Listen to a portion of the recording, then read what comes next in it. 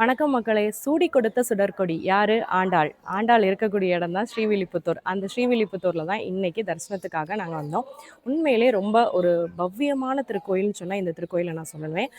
மனுஷ ரூபத்தில் மகாலட்சுமியாக பிறந்து அவதரித்து நம்மாழ்வாரை கண்டெடுத்த குழந்தையாக வந்து பெருமாளையே நம்பி நோம்பிருந்து மக்களுக்கு எல்லாத்துக்கும் திருப்பாவை அப்படிங்கிற ஒரு அழகான ஸ்தோத்திரங்களை கொடுத்த அந்த ஆண்டாள் திருக்கோயில் தான் ரொம்ப அழகாக இருந்தது. கண்ணாடி மாளிகை வந்தீங்க அப்படின்னு சொன்னால் கண்டிப்பாக இந்த கண்ணாடி மாளிகையை மிஸ் பண்ணாமல் பாருங்கள். ரங்கமன்னாரை மறக்காமல் பார்த்துட்டு போங்க. காரணம் என்ன அப்படின்னு சொன்னால் அவர் சைன கோலத்தில் அருள் பாலிக்கிறார்.